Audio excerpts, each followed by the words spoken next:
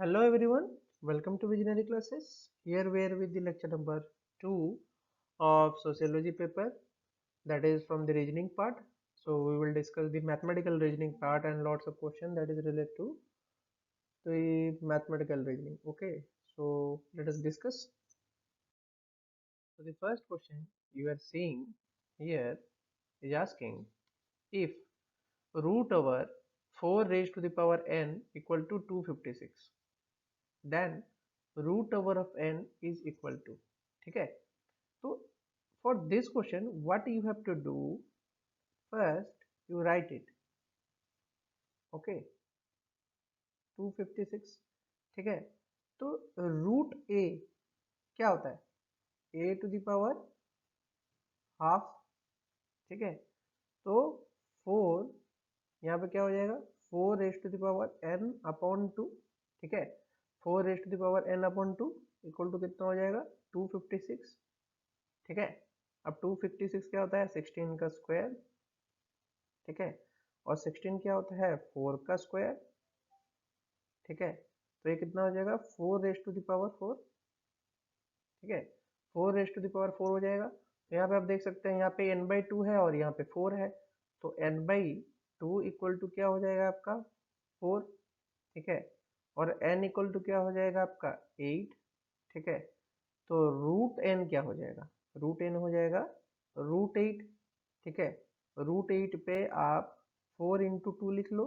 4 का रूट कितना होगा, √2 into 2, that is 2√2. Answer was 2√2. Very simple, बहुत ही सिंपल क्वेश्चन था, ठीक है.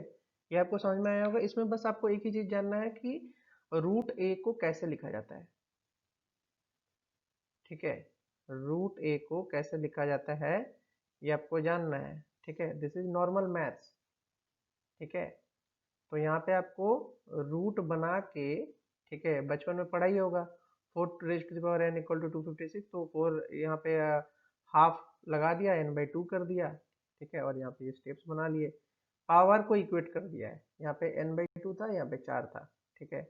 दोबारा बता रहे हैं, ठीक है, ध्यान से सुन लीजिए, ठीक है. n/2 equal to 4, so the answer was 2√2, ठीक है.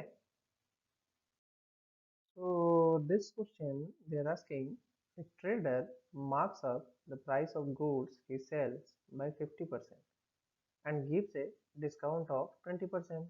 Besides this, he also weighs goods by 20% less. What is the net profit he gets? ठीक है. So this question was very interesting question, ठीक है. तो इसको ध्यान से समझिए, ठीक है. बिना ध्यान से समझ के आप नहीं कर पाएंगे, ठीक है. यहाँ पे जो 50% बोल रखा है ये आपका मार्क्ड प्राइस है,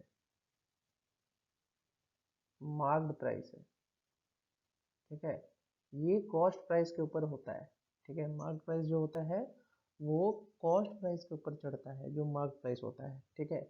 तो अगर हम यहाँ पे बात करें, लेट द ओरिजिनल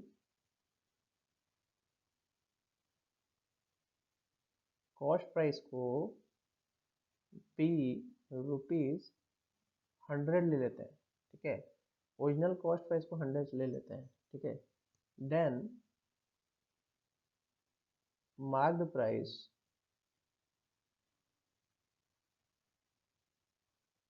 MP क्या हो जाएगा आपका, क्या हो जाएगा आपका, जो MP बनेगा वो बनेगा 100 plus 50% of 100, that is equal to 150, 150, that is equal to 150, okay. That is equal to 150 rupees, ठीक है. तो 150 रुपीज आपका यहाँ पे बन रहा है, ठीक है. तो यहाँ पे 150 रुपीज बन रहा है, तो मार्क प्राइस जो बन रहा है, ठीक है. अब बात करते हैं डिस्काउंट की, ठीक है. अब डिस्काउंट कितना दे रहा है भाई, डिस्काउंट इज 20%, ठीक है. तो अगर हम बात करें डिस्काउंट 20% है, तो 150 का 20% कितना होगा, मार्क प्राइस पे ही डिस्काउंट होता है, तो 150 पे जो आपका सेलिंग प्राइस होगा, ठीक है, सेलिंग प्राइस, तो सेलिंग प्राइस कितना होगा आपका, एसपी जो होगा वो होगा 150 minus 20% of 150, okay, that is equal to आपका 150 माइनस क्या होगा आपका, यहाँ पे थोड़ा देख लेते हैं क्योंकि कैलकुलेशन करना जरूरी है, तो आप धीरे धीरे कैलकुलेशन भी करें। यहाँ पे ये 50 बाई आपका, यहाँ पे 50 बाई 100 इंटू 100 था, ठीक है, 100 कैंसिल हुआ, तब जाके ये 150 बना है, ठीक है।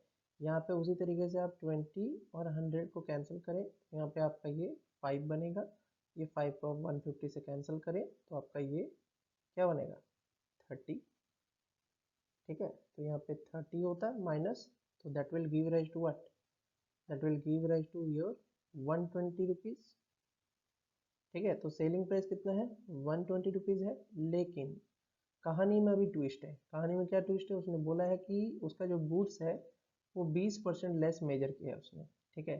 तो ये जो कॉस्ट प्राइस बना था उसका किस पे बना था, वो बना था 100% आइटम पे 100% रुपीज़ बना था, ठीक है। लेकिन अगर हम प्रॉफिट परसेंटेज निकालेंगे, ठीक है, प्रॉफिट परसेंटेज, तो हमारा क्या आएगा, सेलिंग प्राइस, ठीक है, S P minus C P upon C P into 100, ठीक है।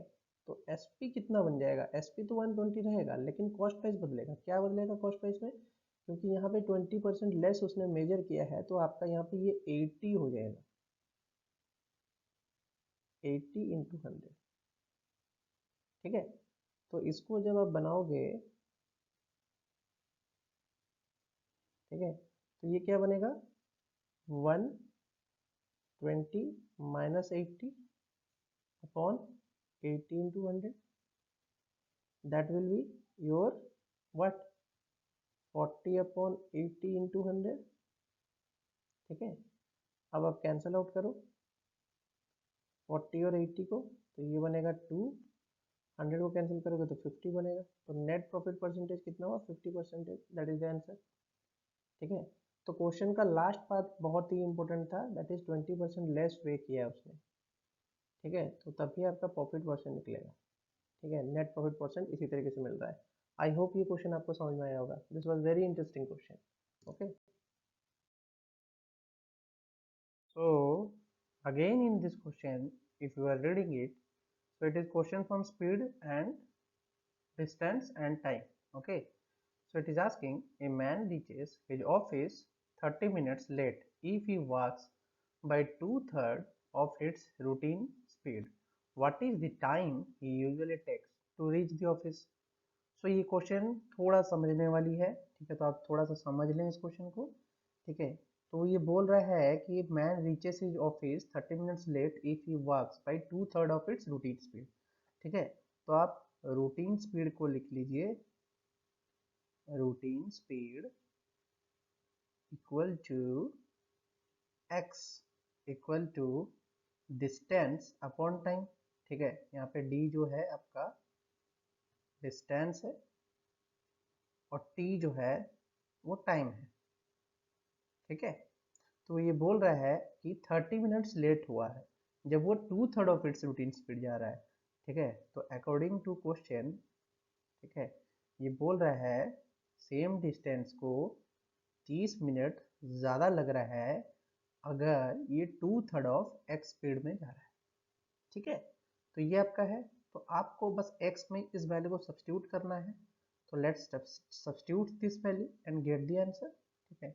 तो अगर हम सब्स्टिट्यूट करेंगे तो यहाँ पे आपका क्या बनेगा, और d upon T plus 30 equal to 2/3 of d upon T, ठीक है। तो इसको अगर हम करते हैं यहाँ पे, ये बन जाएगा 3 तो कैंसिल हो जाएगा, ठीक है।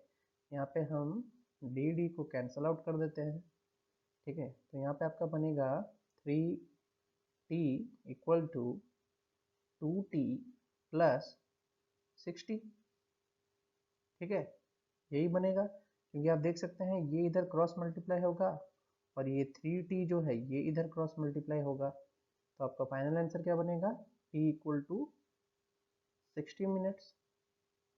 ठीक है, सो यही आपका answer, t equal to 60 minutes. Very very simple.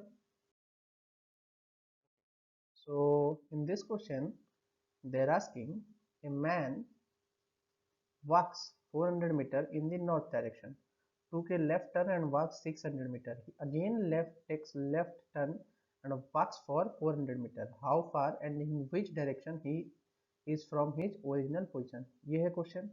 ठीक है, तो ये बोलता है man walks 400 metre in the north direction. ठीक है, तो 400 metre north direction, took a left turn and walks 600 meter, and he again takes a left turn and walks for 400 meter. How far and in which direction he is from the original position? ठीक है, ये वो पूछ रहा है। ठीक है, तो अगर हम बात करें तो यहाँ पे ये अगर नॉर्थ डायरेक्शन था तो ये ईस्ट था और ये वेस्ट था और ये साउथ था, तो यहाँ पे आप कितना हो रहा है आपका वेस्ट डायरेक्शन में 600 मीटर ये मूव कर गया है। ठीक है, तो 600 मीटर वेस्ट। वेरी सिंपल, ये क्वेश्चन बहुत ही सिंपल था, सिंपल। ठीक है, आप हमेशा ओरिजिन से लें, किसी को भी स्टार्ट करें तो हमेशा ओरिजिन से ही स्टार्ट करवाएं। ठीक है, और ओरिजिन को ही उसका ओरिजिनल डायरेक्शन सब्स्टिट्यूट करें। ठीक है, कहीं से भी कोई ट्रैवल कर रहा है तो। ओके, ये कंसेप्ट याद रखें।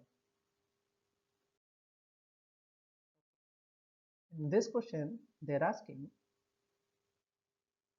6 girls A, B, C, D, E, F are standing in a row. Only B is standing between D and F. ठीक है, तो D and F के बीच में B लाई कर रहा है।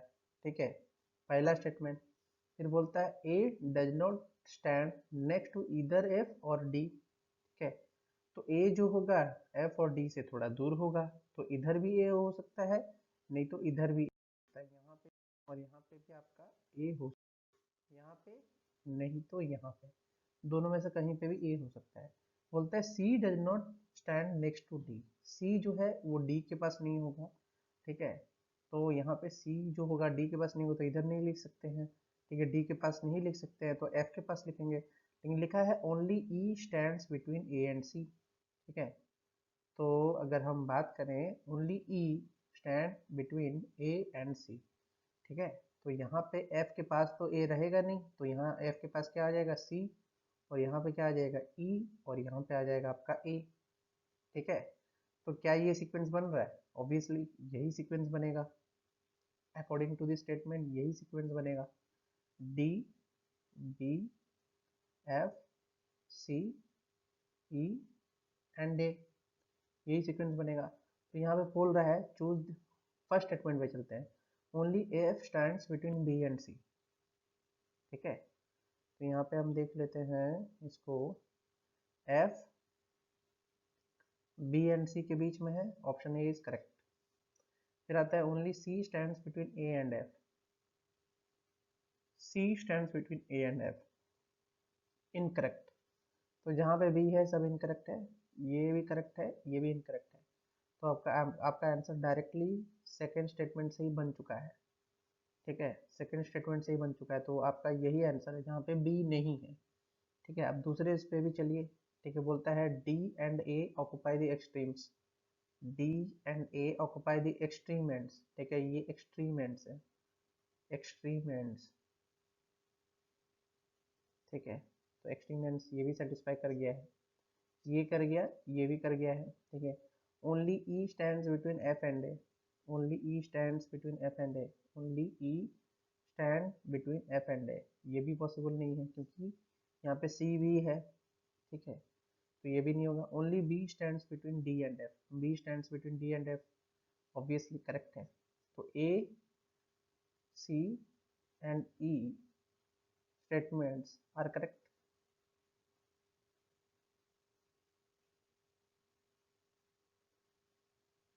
ओके, सो ये क्वेश्चन वेरी इजी था।